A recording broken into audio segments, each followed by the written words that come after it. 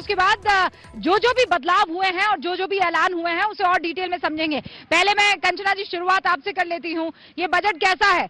12 लाख तक no tax, Bihar को खूब सारे ऐलान।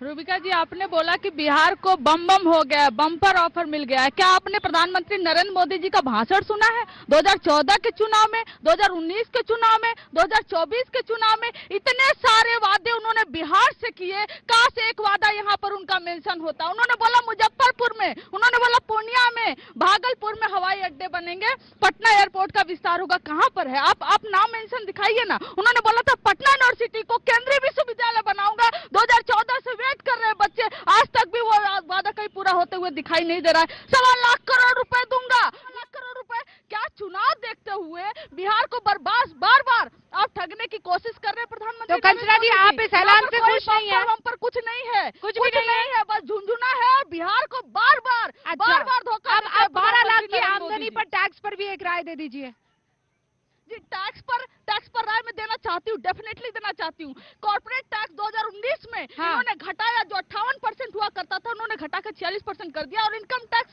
जो इस देश के मात्र 1.6% लोग भरते हैं, 30% टैक्स जो है वो इनकम टैक्स से आता है। अगर आपने एक स्लैब बढ़ा दी, और अगले हफ्ते दूंगा पूरा डिटेल, अगले हफ्ते दूंगी पूरा डिटेल। ये आप कुछ नहीं है इससे भी, क्या है वही बार बार अरे कंचना जी ऐसा मत कीजिए ना भाई। नहीं भाई कोई आपका भी वोटर खुश है इस बात से, लगता है इतना तो मान लीजिए। कंचना जी, आई अंडरस्टैंड कि आपको अपनी पार्टी का रुख रखना है, आपकी पार्टी विपक्ष में है तो आपको सरकार की कोई नीति पसंद नहीं है, पर आप तो पढ़ी लिखी समझदार महिला हैं।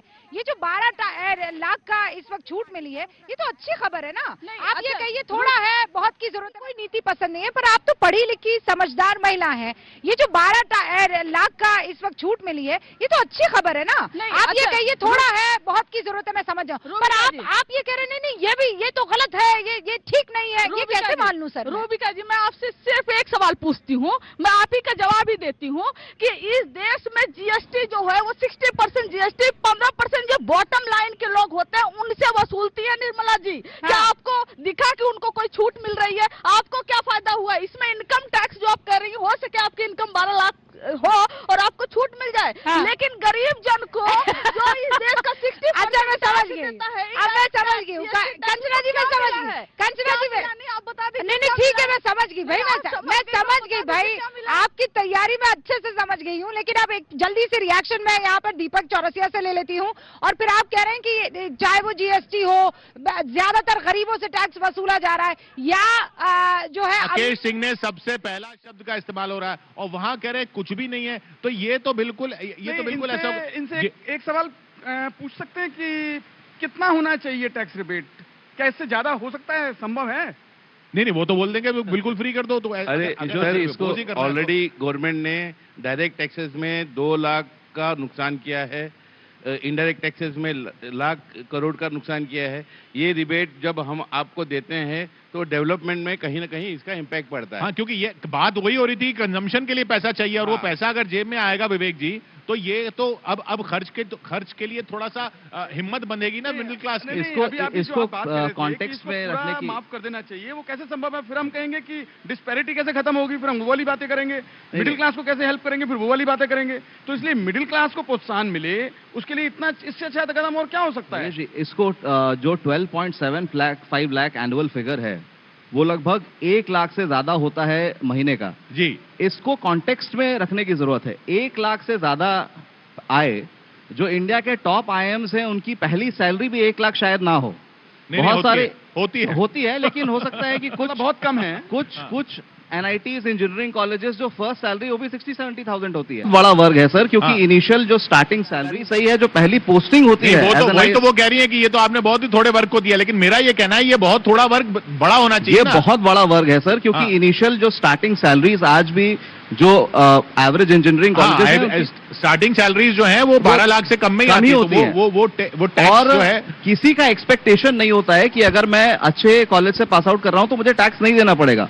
उस पूरे सेगमेंट को टैक्स से बाहर करना एक बहुत बड़ा अनाउंसमेंट है और उस 1 लाख का फिगर इंडिया की पर कैपिटा इनकम के हिसाब से भी बहुत बड़ा है। अगर हम कंपैरिजन करें यूएसए या यूरोपियन कंट्रीज से कि उनका पर कैपिटा इनकम कितना है। उनके कंपैरिजन छोड़ दीजिए, फिर वो राजनीतिक फीडबैक इज डिफरेंट। कंचना जी, मैं आपके पास आऊंगी, बस एक सेकंड। दीपक चौरसिया, मैं चाहती हूँ कि यहाँ पर मौजूद हैं, एक जल्दी से वो अपना रिएक्शन दे दें और उसके बाद हम इस पर बहस कर सकते हैं, है ना। पूरे बजट ते एक किसान दे वास्ते एक शब्द तक नहीं सीगा।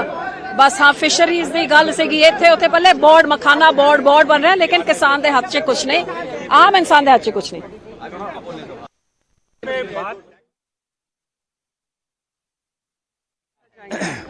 अगर मेरी जानकारी सही है तो ये सरकार का 12वां बजट है। 12वां ही है? क्यों 11वां है? अच्छा ठीक है, जो भी कुछ है।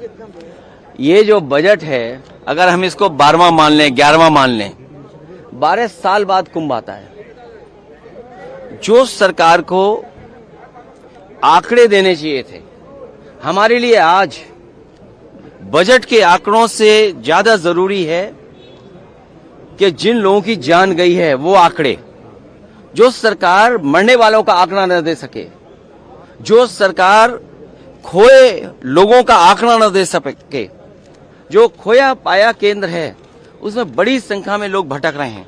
कुंभ में लोग अपने मोबाइल पे अपने परिवार के सदस्यों की तस्वीर लेकर के, कोई अपनी मां की तस्वीर लेकर के, कोई अपने बेटे की तस्वीर लेकर के, कोई अपने परिवार के सदस्य की तस्वीर लेकर के कुंभ में लोग भटक रहे हैं, लेकिन सरकार उसकी जानकारी के लिए कोई इंतजाम नहीं किया है।